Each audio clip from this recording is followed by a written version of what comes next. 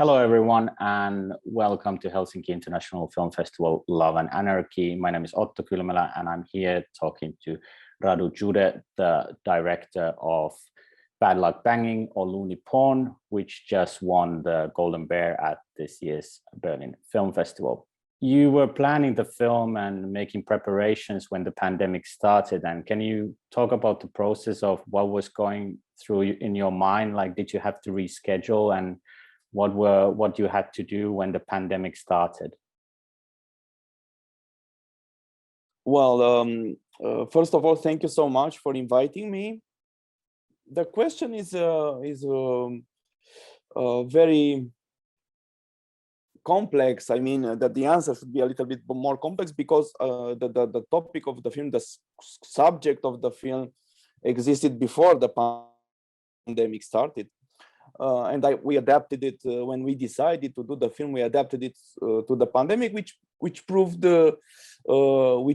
provoked us with two challenges at least. One was regarding the health, because choosing to make the film and not to postpone it brought also a responsibility towards. I mean, as a filmmaker, I strongly believe that you are somehow responsible for the crew and for the cast, because they come there for your project. It's not the project of somebody else, or it's not like in television or like in Hollywood, where the director is just hired to do something like everybody else. So many people came for me, so I decided to offer them the most possible protection, because Romania's cases at that time, and even now, it's the same. It's the same thing because of the low rate of vaccination. The cases were going up last year, so I decided to offer the maximum protection, including wearing the mask, even the actors, which in the end proved not to be only a safety measure, but of course it became a symbolic part of the film. Yeah, what is great about your decisions is that you just incorporated the pandemic into the world, and that's why it's a very contemporary. I think the most contemporary film this year, that it's in the world, that you're not trying to hide it. And what about the premise itself? It's also very interesting, this that the teacher's homemade sex tape goes viral and has to face consequences. Where did you come up with this idea?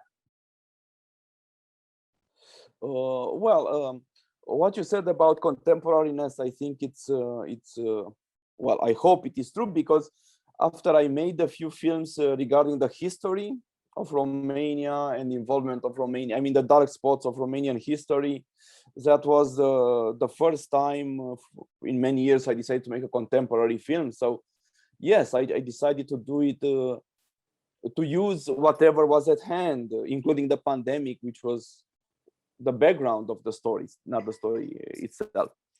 Then the idea, you know, it's complicated, this question, more complicated than the first one, because usually the idea refers to the topic of the film. So in this case would be the sex tape, the teacher, the trial. But this is just a part of the film, because yes, there was some similar cases in Europe, some in Romania, some in Croatia I read about, and after discussing the topic with some friends, they decided to. I decided that it's a good topic to make a film about. So that was the starting point, but that's the starting point of only the topic of the film, because I would say that the film itself is more constructed by the form. I mean, the form of the film is also very important in this case, because this film has a specific form, and I strongly believe that form of cinema is what makes it interesting, not the topics themselves, not the story, so to speak.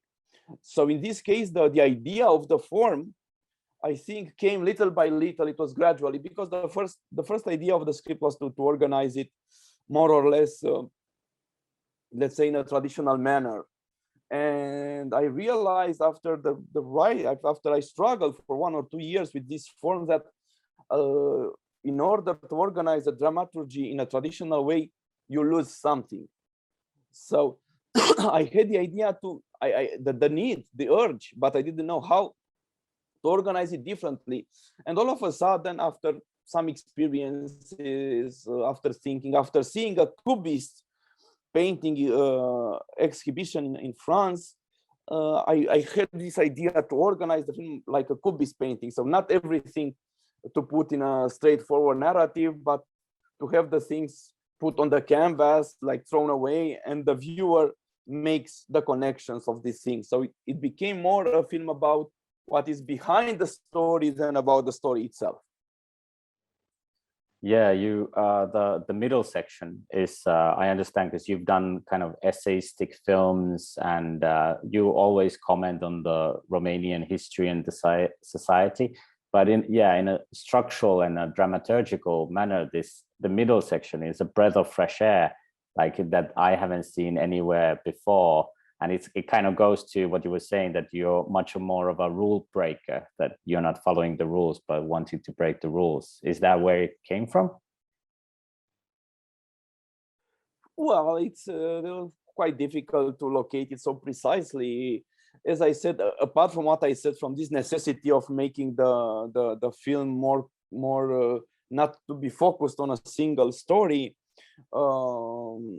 yes, it's a bit of a perverse thing, because of course a dictionary is a literary device, or it's related to language, to words, to this kind of things, and there are very famous literary models for that part, like Flaubert, Dictionary of Received Ideas, or Dictionary of the Devil of well, I don't remember the name of this American writer. There's a Dictionary of Stupidity of Jean-Claude Carrière. So there's a lot of models. The onomastic dictionary of an important Romanian writer, Mircea Horia Simionescu. So it's a lot of influences which are not from cinema, but from literature. And now here it's something that I strongly believe that, well, there are two types of filmmakers. One group which probably seeks the purity of a cinema language, so to speak, and others, like I might be included in this group, I think, which tries to accommodate cinema to different languages, to different influences coming from other disciplines. So it's true that I made so-called essayistical films before, which are composed by materials which are not necessarily cinematic, photographs, television archives, drawings, caricatures, all these kind of things, toys, I don't know. But this is not against cinema. It's on the contrary, my desire, I don't know if I succeed or not, but it's my desire to accommodate, to bring into cinema things that come from other arts or from other disciplines, and they become cinema because they are put in a film. So in a way, it was a desire to expand a little bit the language of cinema, if I can say it like that. And regarding history, yeah, I think that part, yeah, I think it's a lot of things, traces of history, things related directly to the story, things that go around the story. And it was this desire to make the film, as I said, not only about the story, but about the context of the story. So you have in the first part, the geographical context, a kind of historical and ideological and philosophical context, so to speak, in the second part. So yeah, it was this desire, which I'm not sure I can tell more about it, because I don't understand it myself. It's a lot based on intuition as well. Yeah, I think intuition probably plays a lot in the street scenes. What I found fascinating were the kind of, I can recognize the road rage and the anger from the pedestrians to when a person parks their car, and then I've seen that living in the Baltics myself, that this kind of open hatred towards people. I was wondering, were those moments real and candid, or were they staged? And if they were real, why did you decide to leave them in? What you wanted to tell with those? Well, real, it's a tricky word when it comes to film. You know, what is real in a film? Because of course a film is a filtering and a representational medium of reality. It's not the real reality in it. But in this part of the film, in the first part of the film, it's true that, well, I'm not sure it's about intuition. I think it's about the faith that the city, that what is around gives you in the moment of filming enough material that you can make the film with it. Because of course that part was completely shot cine verite, so to speak. So the background was always documentary, and we shot without stopping the circulation, without stopping passers-by, without interfering with the background. Some of the scenes is things that we observed, or I observed in the city, like you say that you observed in Baltic countries, that I observed it every day, and some were obviously staged in the middle of the city, in the middle of the passers-by. So it wasn't it was a mixture, always a mixture of fictional elements and documentary elements, and yes, some are pure documentary, some are a mixture. For instance, there is one scene with a big car which comes and there's a small guy coming out of it, and that was a mix because that car was supposed to be there for us at some point, but we were supposed to shoot with an actor and so on and so forth. But I had the DOP actually had an intuition and said, let's do a take with the real guy when the car comes. So we shot it like a real documentary with the car there and with a real guy coming down from the car. So it's a lot of things like that in the film. It's always a mix of things that we observed and of staged things, and always documentary. So it's a mix, very difficult to separate, I think.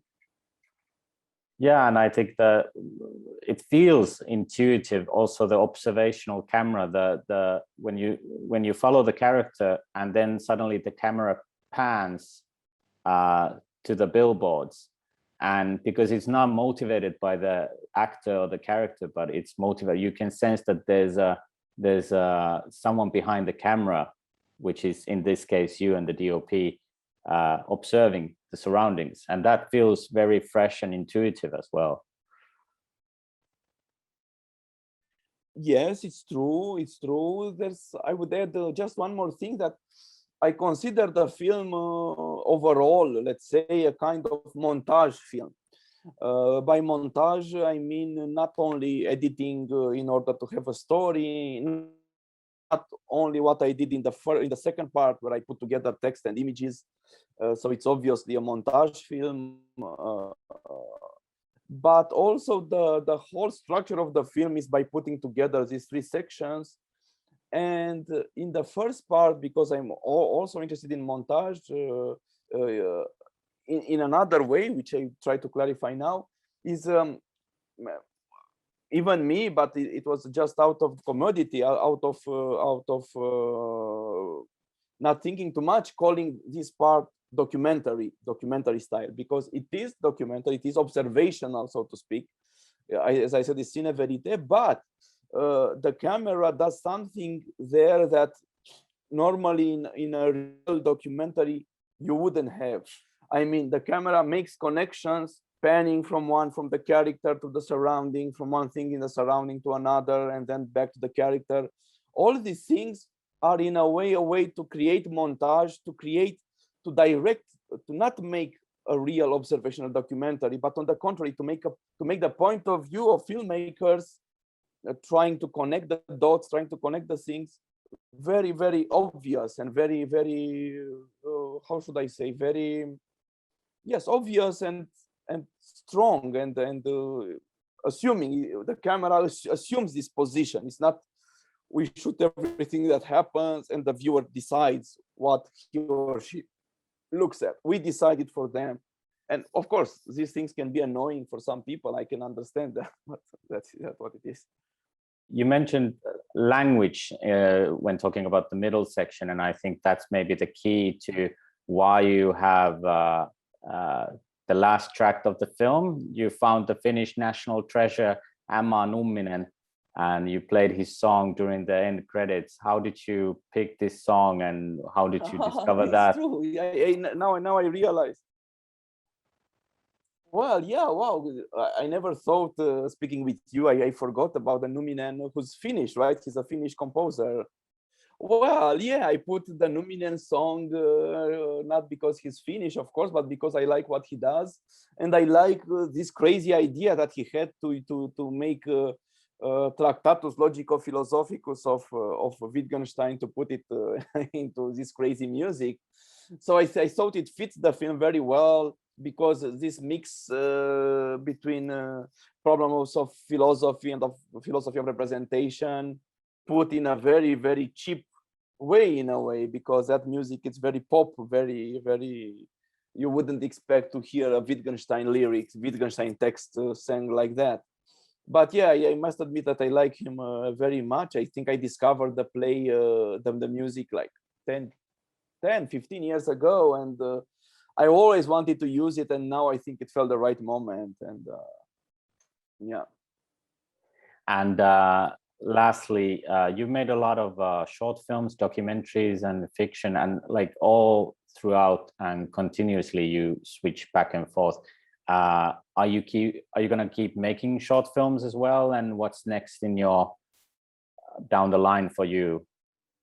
I made 2 short films. One premiered in Locarno, one will be in Venice in 2 weeks from now.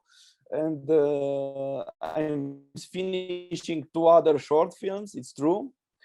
And I do this not because, you know, short films are usually seen by filmmakers just a way to train yourself at the beginning, and then you switch to feature films and you never do short films, which I can understand the perspective. But in my perspective is that there are some kind of works or some kind of ideas that can be expressed better in a short length, and if you don't do them, they get lost somehow.